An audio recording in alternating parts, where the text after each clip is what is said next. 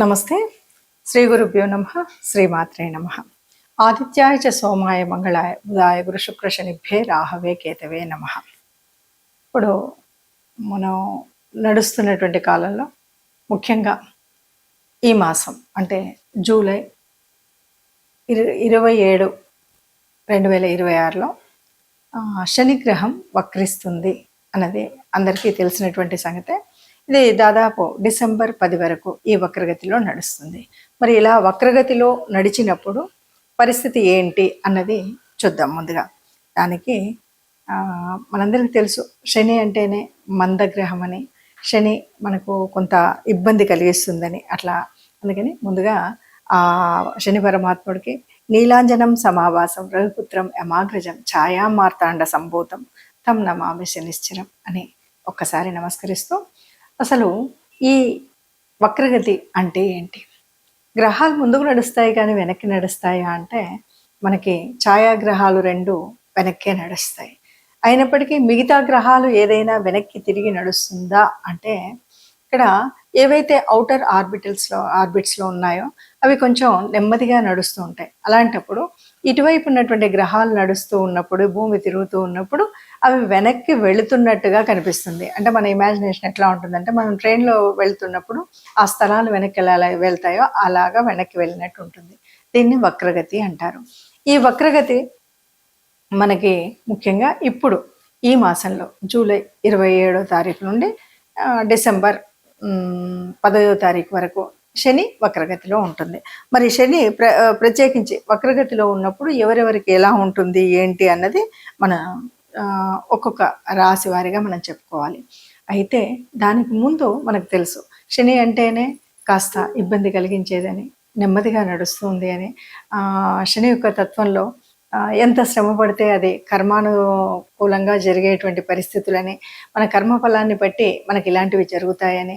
ఏదైనా సరే ఈ వక్రగతి కేవలం ఇప్పుడే కాకుండా కొన్నిసార్లు జన్మరాశిలో కూడా అంటే మన పుట్టుకలోనే వక్రగతిలో ఉన్నటువంటి రాశులు కూడా ఉంటాయి. అలా ఉన్నప్పుడు ఎలా ఉంటుంది, ఇవన్నీ విషయాలు మనకి కాస్త ఆలోచనలో ఉంటే గనక ఈ వక్రించినప్పుడు ఏం జరుగుతుంది, ఎట్లా జరుగుతుంది అని మనకు తెలుస్తుంది. ఇక శని అంటే శనికి ఉన్నటువంటి చూపులు, దృష్టులు, యతి ఇవన్నీ కూడా అంటే ఎవరితో యుతి చెందుతుంది, ఏ స్థానంలో ఉంది, శని యొక్క దృష్టి ఏ ఏ గ్రహాల మీద పడుతుంది అన్నది కూడా ఇక్కడ మనకు తెలుసుకోబడుతుంది. ముఖ్యంగా శని యొక్క దృష్టిలో 3, తర్వాత 7, తర్వాత 10 ఈ 3 స్థానాల్లో శని యొక్క దృష్టి ఉంటుంది. అలా ఉన్నప్పుడు కూడా ఈ శని పడినటువంటి దృష్టిలు ఎలా ఉంటాయి, ఎట్లా ఉంటాయి అనేది ఒక్కొక్క రాశిగా మనం చెప్పుకోవడం అనేది కనుక చేసినట్టయితే, ఈ వక్రగతి స్థితిలో అంటే ఈ దాదాపు 3.5-4 నెలల కాలంలో మనకి ఏదైనా మంచి జరుగుతుందా, చెడు జరుగుతుందా? మంచి జరిగితే సంతోషమే అందరికీ. కానీ ఒకవేళ చెడు లాగా అనిపిస్తుంటే మనం ఏ రకమైనటువంటి జాగ్రత్తలు తీసుకోవాలి, ఏ రకమైనటువంటి శాంతి చేయాలి, ఏ రకమైనటువంటి మనము పరిహారాలు చేసుకోవాలి అన్నది కూడా మనం తెలుసుకున్నట్టయితే మనకి ఈ 3 నెలల కాలం ఏ రాశి వారైనా సుఖంగా సంతోషంగా ఉండొచ్చు అని చెప్పడం కోసమే ఈ శని వక్రగతి ఈ కాలంలో 2026 జూన్ 27 నుండి దాదాపు 4 నెలలు అనుకోండి, డిసెంబర్ 10 వరకు జరిగేటువంటి కాలంలో మన పరిస్థితి, మన యొక్క పరిస్థితి ఎలా ఉంది అంటే, మన జన్మ జాతకం నుండి ఎవరెవరికి ఎలా ఉంది అన్నది మనం చూస్తుంటాం. జన్మ కుండలి నుండి అంటే ఇక్కడ లగ్నం నుండి చూడడమా లేకపోతే రాశి నుండి అంటే, ఇప్పుడు మనం చూస్తున్నది గోచారం నుండి వచ్చేటువంటి ఫలితం. గోచారం ఎప్పుడు కూడా రాశి నుండి చూస్తాం కాబట్టి ఏ రాశి వారికి ఏ ఫలితాలు వస్తాయి అన్నది 12 రాశులకు ఒక్కొక్కరిగా మనం తెలుసుకుందాం. ఇప్పుడు తదుపరి రాశి వృశ్చిక రాశి. వృశ్చిక రాశి వారికి మరి ఇప్పుడు జరిగేటువంటి ఈ 137 రోజుల పాటు శని యొక్క వక్రగతి వల్ల ఎలా ఉంటుంది ఏంటి అంటే, ఈ వృశ్చిక రాశి వారికి ఎక్కడ జరుగుతుంది ఈ అంటే వక్రగతి అంటే 5వ స్థానంలో జరుగుతుంది. 5వ స్థానంలో జరిగేటువంటి అంటే 5వ స్థానం అంటే సంతాన స్థానంలో వక్రగతి జరుగుతుంది, వక్రస్థితి ఉంటుంది. అంటే తమ బిడ్డల యొక్క చదువు కానీ, ఇప్పుడే గర్భస్థ శిశువుగా ఉన్నటువంటి వారికి కానీ ఇలాంటి వాళ్ళు కొద్దిగా జాగ్రత్తగా ఉండడం అనేటువంటిది చేయాలి. అలాగే చిన్న చిన్న అంటే ఈ రాశి వాళ్ళు ఎవరైనా తొలితరం విద్య నేర్చుకునేవాడు, ప్రాథమిక విద్య నేర్చుకునేటువంటి వాళ్ళు కానీ, ఏదైనా మంత్ర దీక్ష నేర్చుకునేటువంటి వాళ్ళు శ్రద్ధ భక్తులతో నేర్చుకోవాలి. ఏదో అలా అలవోకగా నేర్చుకోగలుగుతాం అనేటువంటి బద్ధకం ఉంటే మాత్రం అంత ఈజీగా ఉండదు. ఇక దృష్టి, ఎందుకంటే శనిగ్రహం మీకు ఉన్నటువంటి 3 దృష్టులతో ఇప్పుడు ఎక్కడెక్కడ చూస్తుంది అంటే వృశ్చిక రాశి వారికి 3వ దృష్టితో 7వ స్థానాన్ని చూస్తుంది. 7వ స్థానము అంటే మళ్ళీ అది భార్యాభర్తల స్థానం, వ్యాపార స్థానం. 3వ దృష్టితో చూస్తుంది కాబట్టి ఈ రెండిట్లలో కూడా కమ్యూనికేషన్కి సంబంధించినటువంటి ఇబ్బందులు ఏమైనా వస్తాయేమో, అంటే తోటి వ్యాపార పార్ట్నర్స్తో కానీ లేకపోతే భార్యాభర్తల్లో కానీ ఈ విషయంలో జాగ్రత్తగా ఉంటే కాస్త ఇబ్బంది లేకుండా ఉంటుంది. అలాగే 11వ స్థానం మనకు రాజ్యభోగాన్ని తెచ్చేటువంటి స్థానం. ఈ స్థానం మరి చూస్తుంది కాబట్టి బాగుంటుందా బాగాలేదంటే శని వక్రించి చూస్తున్నాడు.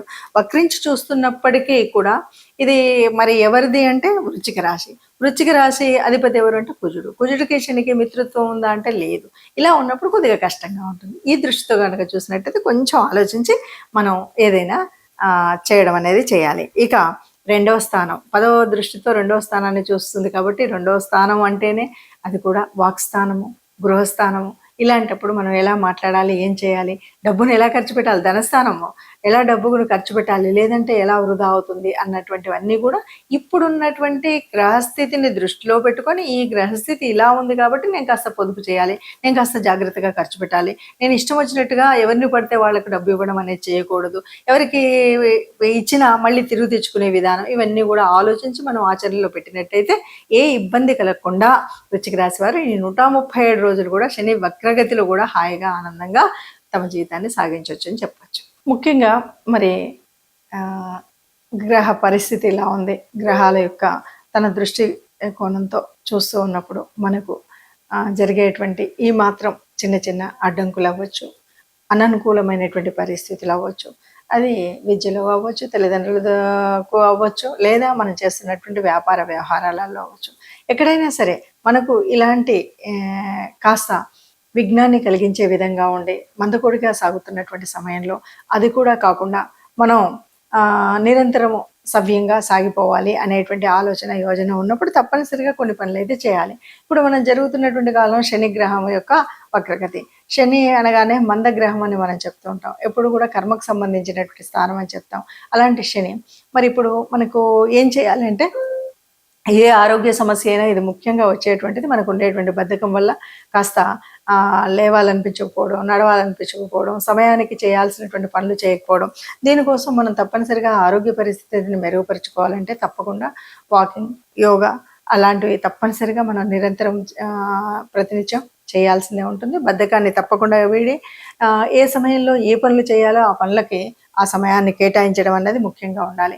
అలాగే ఇక పరిహార మార్గంలో కనుక మనం చూసినట్లయితే ఎవరికి సేవ చేయాలి, ఎవరికి అంటే ముఖ్యంగా కర్మకారకుడైనటువంటి శని గ్రహం యొక్క ఏ రకమైన దోషం ఉన్నా ఏ రకంగా ఉన్నా కూడా మనం సేవకులకు అంటే కార్మికులు ఎవరైతే 4వ స్థాయి కార్మికులు ఉంటారో వాళ్ళకి కావలసినటువంటి ఆహారం అందించడం కానీ, ఆర్థిక సహాయం చేయడం కానీ, వారికి ఏదైనా సేవ చేయడం కానీ చేయాలి. అలా కాకుండా మరి గ్రహ అనుకూలత అంటే మరి శనిదేవుడికి చేయాలి. ఇది శనిదేవుడికి మనం ఏం లేదు, నిత్యం కూడా శని మంత్రాన్ని చదువుకోవడం అనేటువంటిది చేయాలి. దీంతో పాటు దేవతా అనుగ్రహం కావాలి అంటే ఎప్పుడైనా సరే శివానుగ్రహం ముఖ్యమైనటువంటిది. అలాగే హనుమంతుడికి కూడా మనం ప్రార్థించడం అనేటువంటిది ఒక స్థితి. హనుమంతుడికి కానీ శివాలయానికి కానీ ఈ 2 ఆలయాల్లో ఏ ఆలయానికి వెళ్ళినా పర్వాలేదు. కనీసం శనివారం మనం అనుకున్నట్టుగా ఎవరైనా కార్మికులకు ఏదైనా తోచినంత ఆహార నిమిత్తం సహాయం చేయడం ఒకటి, దేవాలయానికి వెళ్ళడం 2, ఈ 2 కాలేదు అంటే ఎక్కడైనా సరే గోశాలకు వెళ్ళడం, గోగ్రాసం ఇవ్వడం అనేటువంటివి కనుక మనం చేసినట్టయితే ఈ శని గ్రహం యొక్క వక్రగతి వల్ల పొందేటువంటి అననుకూలమైనటువంటి విషయాల్లో సానుకూలత తప్పకుండా చెందుతామని చెప్తూ నమస్తే.